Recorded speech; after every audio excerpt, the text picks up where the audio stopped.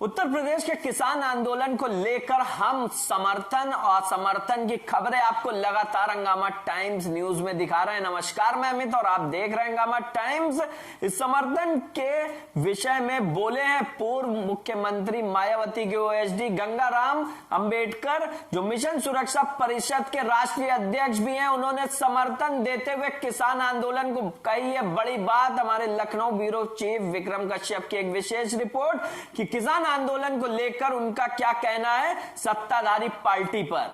जब भारत एक किसान प्रधान देश है, वहीं केंद्र की मोदी सरकार में जिस तरह से किसानों के लिए एक बिल पारित किया गया है, जिसके विरोध में पिछले 22 दिनों से देश में किसान आंदोलन छिड़ा हुआ है। जो आपको बताया कि दिल्ली बॉर्डर और कई बॉर्डर को सीज किया गया है किसान आंदोलन के चलते। वहीं सभी राजनीतिक दल, सामाजिक संगठन ने इसका विरोध भी किया, लेकिन अभी तक जिस तरह से केंद्र सरकार से कई वार्ताएं हुई वो विफल रही। और वहीं आपको बताया हाल ही में जिस तरह से मध्य प्रदेश के कृषि मंत्री का एक बेहुदा बयान आया कि किसान संगठन को कुरमुत्ते की तरह उगाए। आज हमारे साथ बातचीत के लिए है मिशन सुरक्षा परिषद के राष्ट्रीय अध्यक्ष और मायावती के पूर्व ओएसडी रहे गंगाराम अंबेडकर जी, जो कहीं ना कहीं समाज में एक संगठन चला रहे हैं मिशन सुरक्षा परिषद, जिसमें आम जन की आवाज बनने का ये संगठन काम भी कर रहा है। जानते हैं कि आखिर किसानों के आंदोलन को किस तरह से देख रहे हैं और जो किसान बिल पारित हुआ है उसके लिए वो किस तरह से काम करने वाले। सर, आखिर जिस तरह से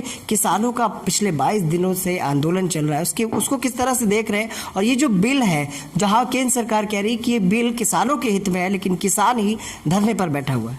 नमस्कार। जैसा कि पूरे देश को मालूम है कि जब से देश में भारतीय जनता पार्टी की सरकार स्थापित हुई है, तब से जनता को उत्तेजित करने वाले तरह तरह के बिल बनाने का काम किया है, ताकि जनता सड़क पर उतरती रहे और जो देश की उन्नति के लिए जो मुख्य मुद्दे हैं उनसे लोगों का ध्यान भटकता रहे।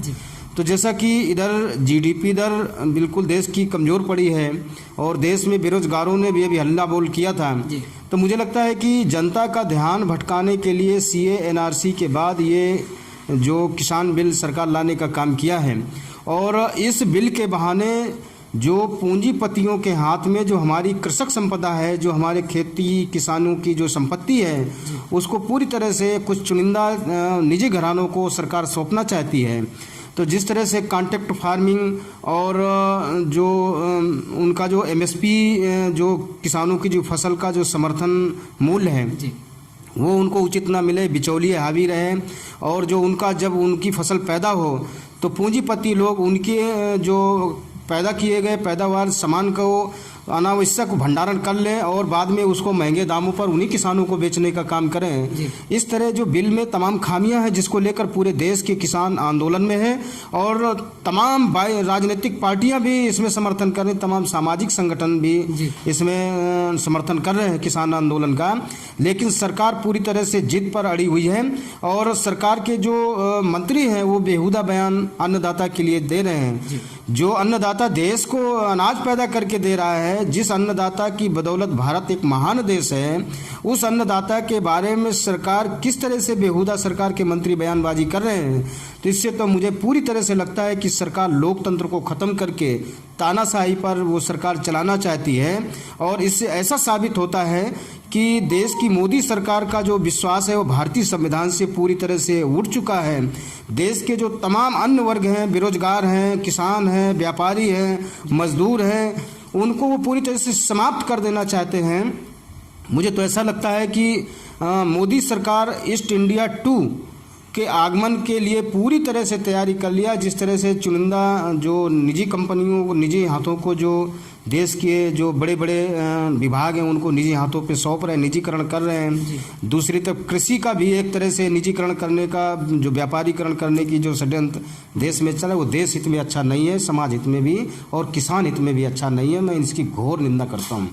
आखिर क्या कहेंगे सर, जिस तरह से केंद्र सरकार ने कहा था कि किसानों के लिए बड़ा काम करने वाली है सरकार, लेकिन आखिर 22 दिन हो गए हैं आंदोलन चलते और सरकार की जो वार्ताएं हैं किसानों से वो विफल हो रही है। क्या लगता है कि उनकी मांगों को कब तक पूरा किया जाएगा, और नहीं अगर पूरा किया जाएगा तो सरकार, जो केंद्र की सरकार है, उसके आने वाले चुनाव में क्या परिणाम हो सकते हैं?